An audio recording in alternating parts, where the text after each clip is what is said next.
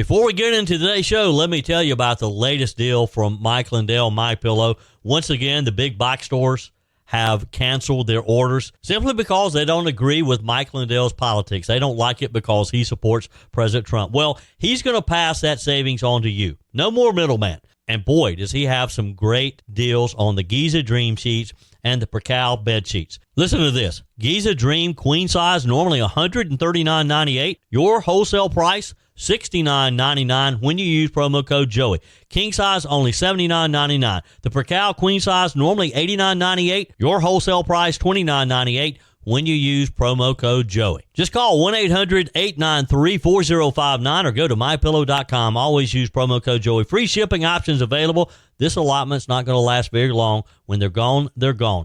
MyPillow.com, promo code Joey. Thanks for joining me in the PhD Weight Loss and Nutrition Studios. To lose weight for the last time, visit myphdweightloss.com. Welcome into another rainy day. Boy, look, I know we needed some rain, but I'm ready for a little bit of sunshine now. I mean, what is this? 4 days of just nonstop rain? I'm ready for a little break, a little sunshine.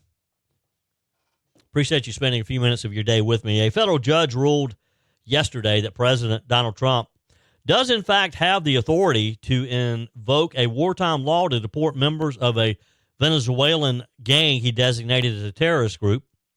This, of course, further divides the judiciary and has prompt calls for a swift Supreme Court intervention. We have the details on this latest federal ruling. And President Trump's new pardon attorney says he'll scrutinize Joe Biden's 11th hour pardons. Now, wouldn't that be something if they found that his pardoning of little Hunter wasn't legal in those final days? EPA Chief Lee Zeldin says that he's going to make a change that will make every car owner happy. What do you think it is? Text me your guess. You can email me too, joey@joeyhudson.com. And a Turkey-based copper wire manufacturer announced yesterday it will invest $34 million in a new manufacturing operation in South Carolina, creating 135 new jobs. I told you we'd be back. And ye shall know the truth, and the truth shall make you free. It's Joey Hudson. I wanted to name it the Joey Hudson bill, but, they don't allow you to put names on bills. But I wanted to call it the Joey Hudson bill because I know that one's been near and dear to you for a number of years. That's how it's done. Let your voice be heard. And the truth shall set you free. Here's Joey Hudson. So this is a change. A federal judge ruling yesterday that President Trump actually does have the authority to invoke a wartime law to deport members of a Venezuelan gang that he designated as a terrorist group. And this just has the federal judiciary scratching their heads because we have multiple district judges who have issued stays, injunctions to temporarily halt the deportation. Now we have this judge saying, oh, yeah, it's okay. That's what the law was intended to do, which just is prompting calls for the Supreme Court to step in and settle this once and for all. Trump can use the Alien Enemies Act to deport members of a Venezuelan gang, the Tren de Aragua group, according to this federal judge. This judge, of course, breaking with a number of other courts that have tried to block the administration. This is U.S. District Judge Stephanie Haynes. Now, she is a Trump appointee in Pennsylvania. But the judge concluded that the president can remove individuals affiliated with foreign terrorist organizations under the AEA. Now, she did determine the administration must provide detainees 21 days' notice in both English and Spanish before deportation can occur.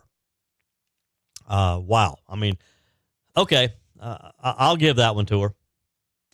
Judge Haynes wrote in her 43-page opinion that her unflagging obligation is to apply the law as written.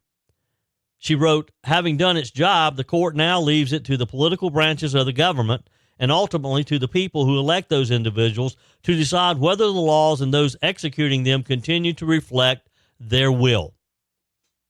Trump's designation of Trinde Ariga as a foreign terrorist organization and enables him to invoke the AEA. It dates back to 1798.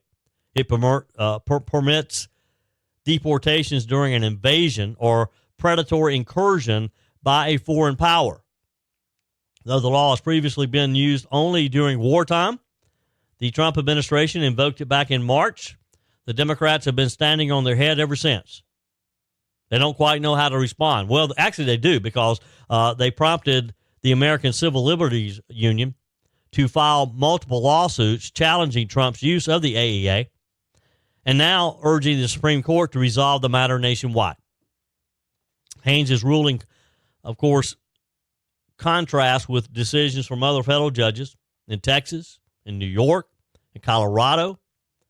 In one of those rulings, U.S. District Judge Fernando Rodriguez, he too a Trump appointee, concluded that Trump's use of the statute exceeds the scope of the statute and as a result is unlawful.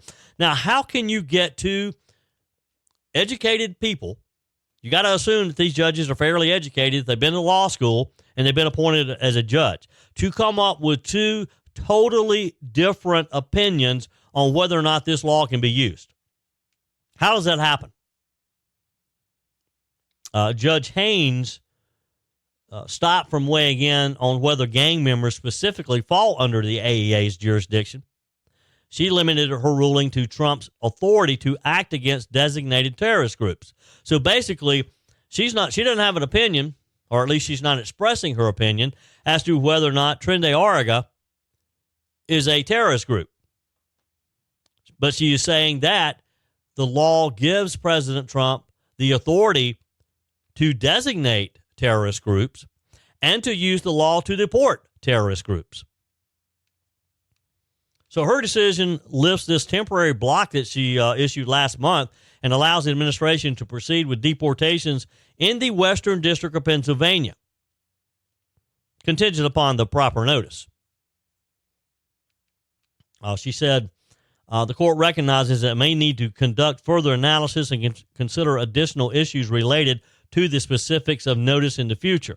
However, at this preliminary stage of this case, the court finds that the foregoing is appropriate and complies with the law. I hope the Trump administration gave every one of them a notice today so that the clock is ticking. This split in decisions across jurisdictions has created a very inconsistent legal landscape. Under prior district court rulings, the AEA cannot be used against migrants detained in parts of Texas, New York, and Colorado, as I mentioned a minute ago. In other parts of the country, it can be, I guess, until a district judge. You know, this is an interesting legal question. So if you live in a district, maybe one of you attorneys who's listening can email me the answer to this, joey@joeyhudson.com. So if you live in a district where a judge has not ruled either way in your district, can President Trump deport illegals from your area until a federal judge tells him otherwise? Because you've got, 3 or 4 districts around the country where the judges have stepped in and said, no, you can't do this. Now you've got this judge in Pennsylvania saying, yes, you can do it. So I know you can do it in Pennsylvania. But what about in areas where a judge hasn't ruled? I need to find the answer to that. In other legal news, Ed Martin Jr., who will be the Justice Department's new pardon attorney after President Trump pulled his nomination to be the top federal prosecutor for Washington, he said yesterday he plans to scrutinize pardons that former President Joe Biden issued on his way out of office. Now, this is going to be interesting, isn't it? He said these are big moments, so they have to be able to withstand scrutiny. He's talking to reporters after his last full day as acting U.S. attorney for the District of Columbia.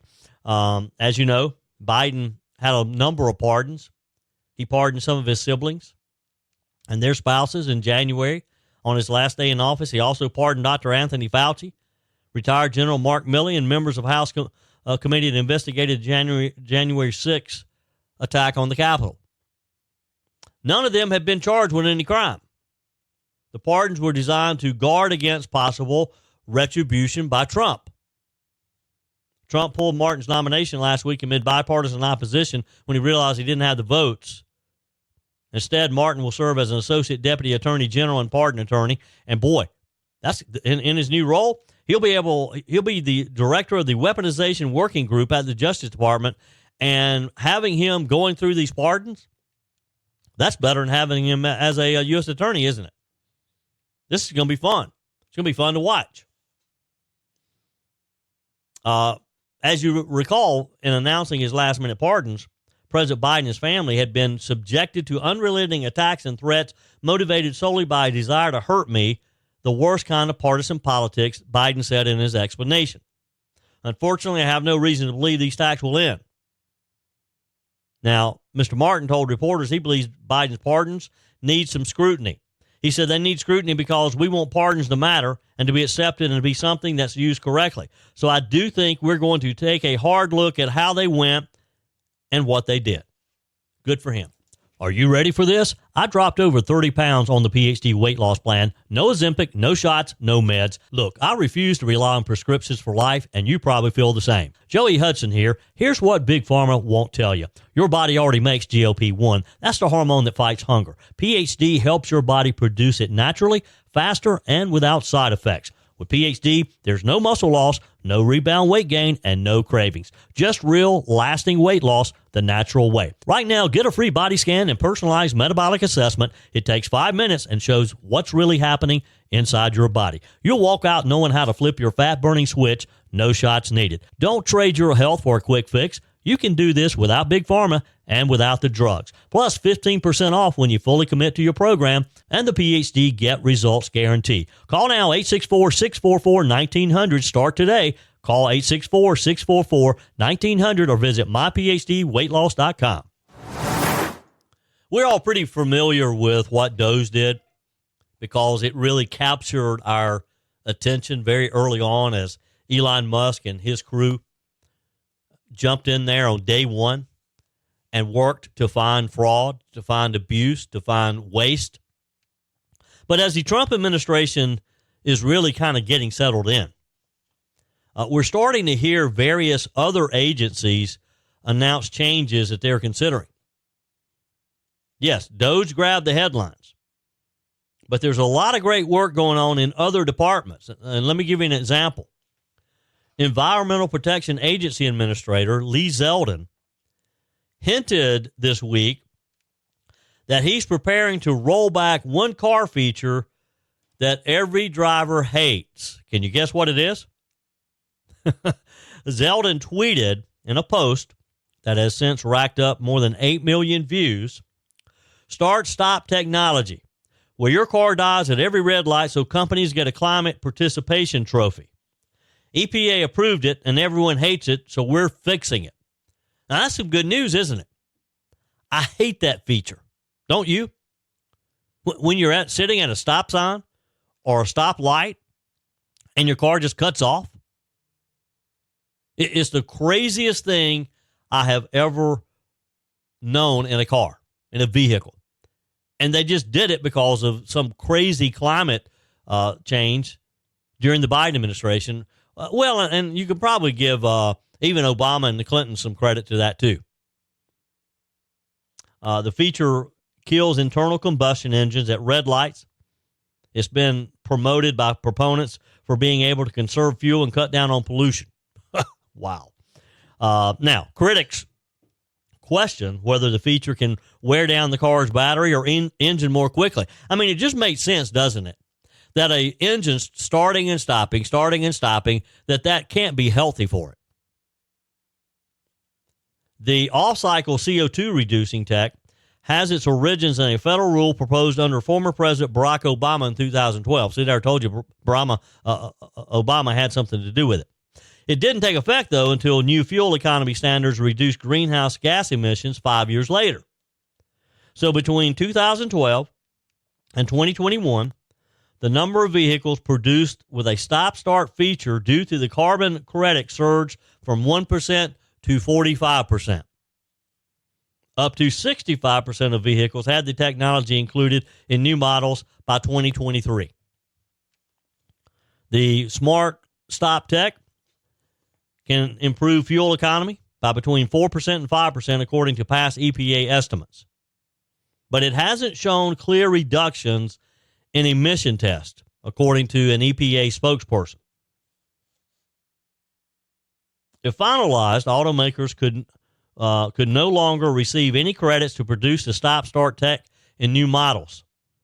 Reps for the largest auto industry trade group, the Alliance for Automobile Innovation, didn't have a comment on it. The move follows Mr. Zeldin's targeting of other tax incentives from a New York climate law and green grants from the Biden administration as part of a renewable energy push. Zeldin charged that New York Governor Kathy Hochul unwisely ended safe extraction of natural gas hookups on new building construction, and gas stoves, but sought to cut sales of gas-powered vehicles and block the new Constitution pipeline's construction. In January, the EPA head revealed that he found $20 billion in taxpayer money parked at Citibank in Manhattan after it was authorized for an array of far-left activist groups following the passage of Biden's Inflation Reduction Act, which had nothing to do with reducing inflation, had more of climate change. President Trump asked Zeldin to unleash prosperity through deregulation with an executive order in January that designated the EPA and other agencies to eliminate at least 10 regulations for every new one proposed. I don't think they're going to have a trouble finding and identifying regulations that can be cut. This is a great one to start with. I never understood the start-stop technology. I mean, I knew what the theory was, but it just doesn't make sense, does it? I mean, how long you're sitting at a stoplight for what, a minute? How could that have any effect on the climate for that short period of time? And again, and it hasn't been around long enough, I just got to believe that it increases the wear and tear on your vehicle to the point I don't think the engine lasts as long. And we won't know that until these have been around a lot longer. Hopefully, the newer vehicles won't have it, and we won't have to deal with it. We won't have to worry about it. Just another crazy part of these climate activists. Let's talk about what's happening in Milwaukee. It's the kind of story that makes you shake your head and say, how did we get here? This is about the Milwaukee County Circuit Court judge I told you about last week. This judge has been indicted by a federal grand jury for allegedly helping an illegal immigrant avoid arrest in her own courtroom. Her name? Judge Hannah Dugan. So let me break this down for you. Last month, she was arrested for what prosecutors say was a deliberate move to shield a deported illegal alien, a man named Eduardo Flores Ruiz, from ICE agents who were waiting outside her courtroom. The feds say she pulled the guy out of a side door used by jurors, skipping past the officers entirely. Now think about that for a minute. A judge using the back door of her courtroom to help someone flee from federal agents. She is nuts. And there are a lot of others like her. Now, she's facing serious charges, and she should be. Felony obstruction of a federal agency and misdemeanor concealing a person to avoid arrest. She's expected back in court on Thursday of this week to enter her plea. Now, here's where it gets even more unbelievable, if you think it can. The man she allegedly helped hide, he wasn't just here illegally. He was facing 3 charges of battery, including on a woman who had to be hospitalized. According to Attorney General Pam Bondi, this guy beat a man 30 times, choked him, then beat up a woman so badly that both victims ended up in the hospital. And this is the guy Judge Dugan thought she should protect.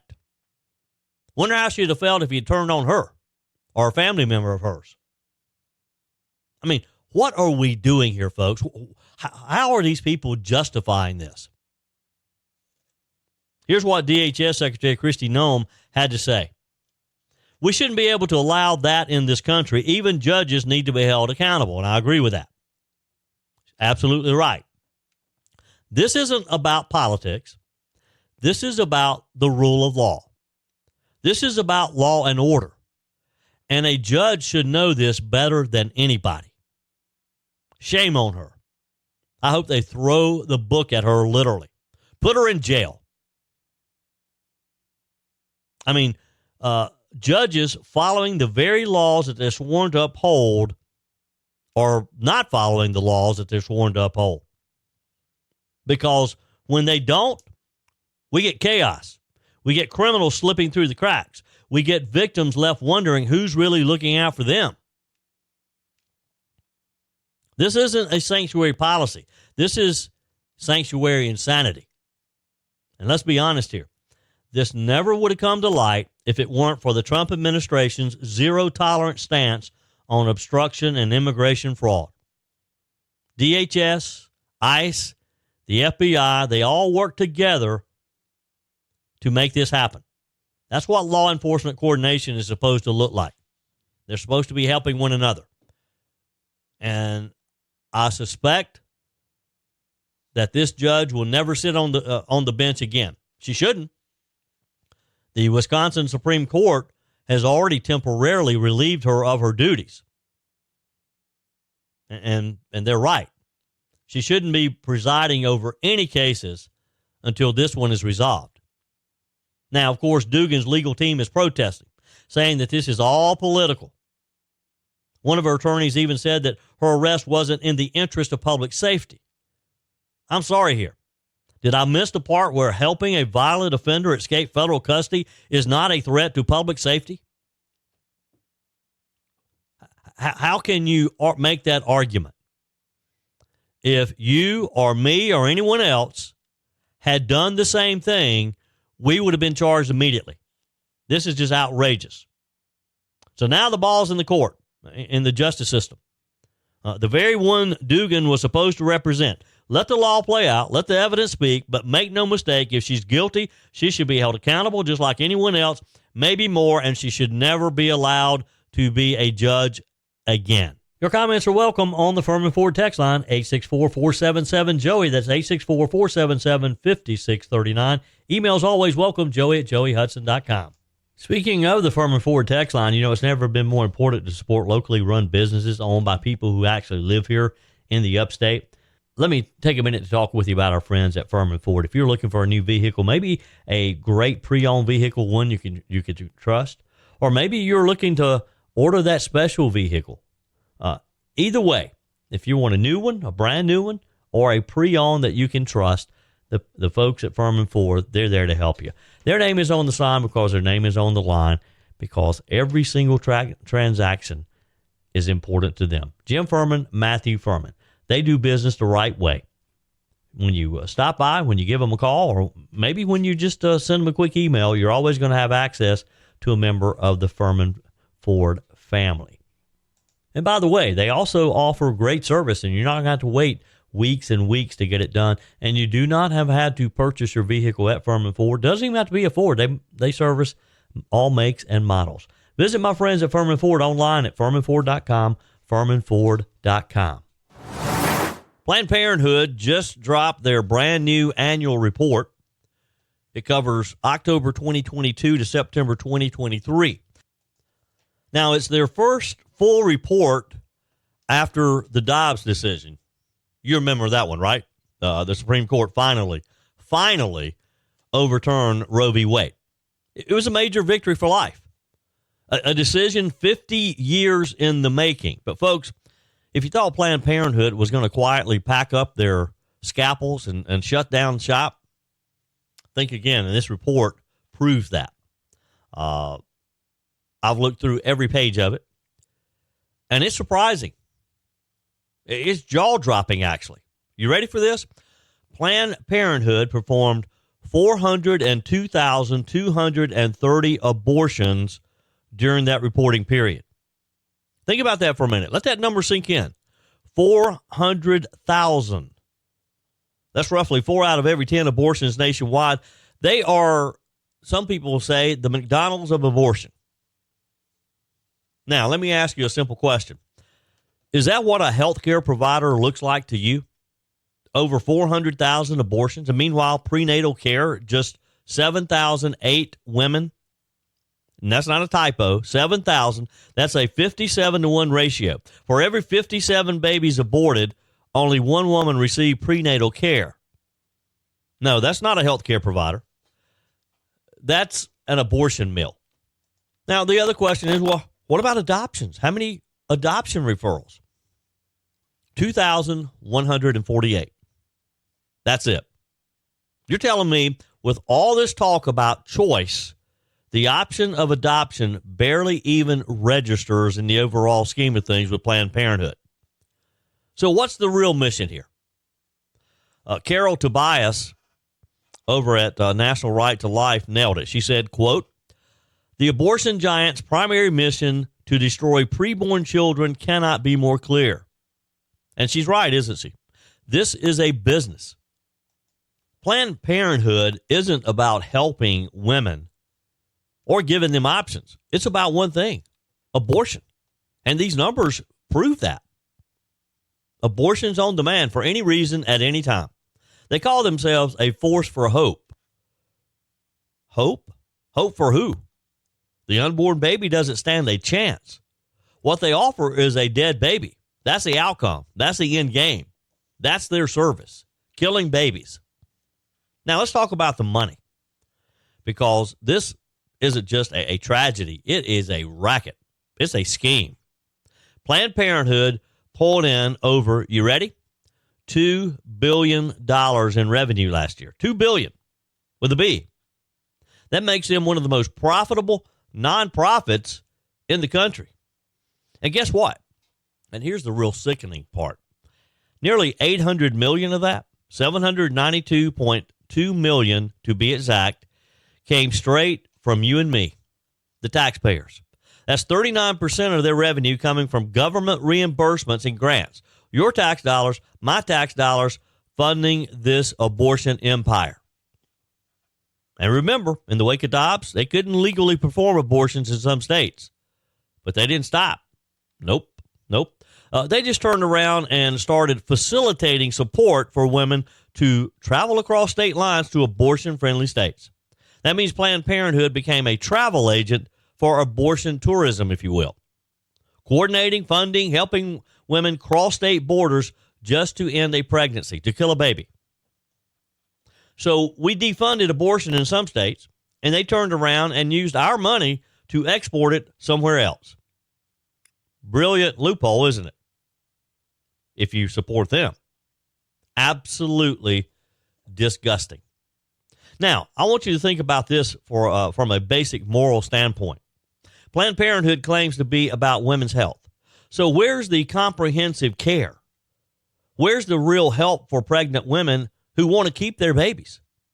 Where's the counseling, the housing assistance, the adoption planning, the prenatal vitamins? Things like my friends over at Carolina Pregnancy Center in Spartanburg provide. The real support for these young women. Where is that? It doesn't exist in Planned Parenthood's world. Randall O'Bannon, the research director over at National Right to Life, said it perfectly. Planned Parenthood puts abortion above genuine pregnancy-related services. And that's right. This isn't a healthcare provider. It's an abortion-first, abortion-always machine. Now, look, I'm not saying they don't provide other services. Sure, there's some cancer screenings, there's some STD testing, but let's not kid ourselves here. That stuff is just window dressing. It's a smokescreen, because the main event, the cash cow, is abortion. They can talk about counseling and helping these young women make the right decision. But in the end, with these numbers that we're seeing, over 400,000 abortions, it appears the right decision for Planned Parenthood is always abortion. And here's another point. Planned Parenthood doesn't even itemize what they spend on abortions. Their, quote, medical services cost $1.286 billion, according to their report. But good luck finding a breakdown of how much went to abortion procedures. They keep those numbers buried. And why? Because they know the public wouldn't stand for it. They know the truth would blow the lid off their whole operation. The cost of abortions vary depending on the procedure, how far along the pregnancy is and where you get it done. But they don't share any of that. Why? Because they don't want you to know how profitable this really is. So what do? Number one, we stop funding it. We need to finally, once and for all, cut off federal funding for Planned Parenthood. Talk to your representative. Talk to your U.S. senator. They're not entitled to our tax dollars. Let them survive on private donations if they can. But don't make us complicit. Number two, we support life-affirming alternatives. Crisis pregnancy centers like Carolina Pregnancy Center in Spartanburg, like Crossroads Women's Center in Greenwood. There's a lot of good ones out there. These crisis pregnancy centers, they're places that deserve our support. That's where hope actually lives. They do great work. And number three, we speak the truth. We don't let Planned Parenthood hide behind buzzwords like health care and choice. We call it what it is: abortion, death, and a business. A $1 billion business is exactly what it is. You know, this Boeing 747 that's been offered to the U.S. by Qatar, that according to President Trump yesterday, and he did clarify this, is going to the Department of Defense. It's created a lot of discussion, hasn't it? And I'm not quite sure how I feel about it, honestly. I'd love to get your feedback on it. The President Trump yesterday, as he was making his way across the ocean, talked about this with Sean Hannity. Hannity traveled with him on Air Force One. And look, you know, as the president said, the current Air Force Ones, they're 40 years old.